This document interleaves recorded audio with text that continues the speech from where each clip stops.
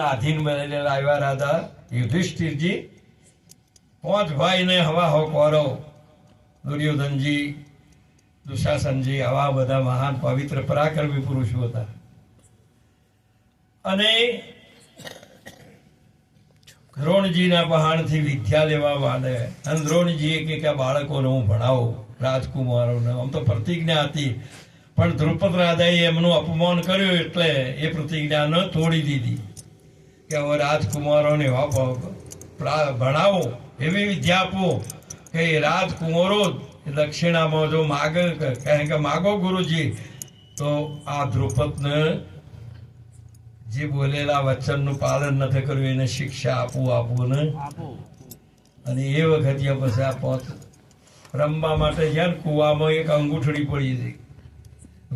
પાણીમાં પેલા અમે કૂવો હાંકતા ને એટલે માથા ઉપર 12 વાગે ને એટલે કુવામાં સૂર્ય આવે એટલે બધું તળિયે પડ્યું એટલું દેખાય.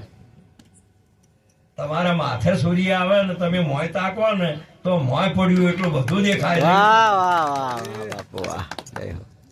તમે હીરા ઘસ્યા છે ને, હીરો જોવો હોય તીક ઓકી છે કે સીધી છે એ બહારથી દેખાય કે એના મોય દેખાય.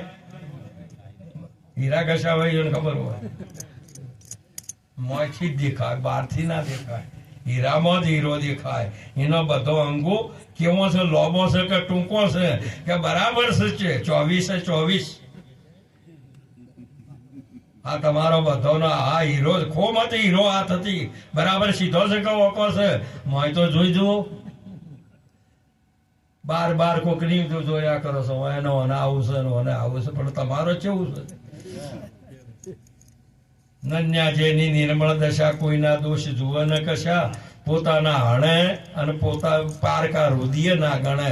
પોતાના અવગુણોને દૂર કરવા માટે તમારી અંતર્મુખ દ્રષ્ટિ થવી જોઈએ. અંતર્મુખ થયા સિવાય કોઈ દાડો મેળાવે. અંતર્મુખ થશે તો પછી પ્રત્યક્ષમાં આવી શકશો, પણ અંતર્મુખ નહીં થો ત્યાં સુધી પ્રત્યક્ષમાં નહીં આવી શકો. પરોક્ષમાં જઈ શકશો. ત્યાંથી અમે ઇંગ્લેન્ડ, ઓસ્ટ્રેલિયા, અમેરિકા, દુનિયામાં જાઉં, પછી અહીંથી અંબાજી જાઉં, ત્યાંથી રણુજી જાઉં, દ્વારકા જાઉં, બધે જાઉં. પરોક્ષમાં જઈ શકો. કાર્તક સ્વામી ઘણા દોડ્યા, પણ પ્રત્યક્ષમાં તો ગણપતિ દોડ્યા હતા બાપ. આ 2 મહાપુરુષો શિવ પુરાણ એમ બતાવે છે, વાંચી જુઓ લગા. શાસ્ત્રો ખાલી રમવા માટે વાંચી અને નાટક કરવા માટે નથી બાપ. આ કથાઓ કરવા માટે નથી, પણ એ શું કહેવા માંગે છે એવા એક શિવ પુરાણની કથામાં જો ગણપતિ થઈ જાય તો આજે ભારતનું બધું જ ગણપતિ જ હોય. પણ કે તે શીશા પેલા જોઈ ને મારો ચડાવો તે મને આપણે બેઠા ને હોય આયા જોવા, મને હોય બિહાર્યા, તમને હોમાં બિહાર્યા. એમ પેલા રૂપિયા વધારા લે, એને આગળ બિહારે, પેલા ના લે એને પર બિહારે.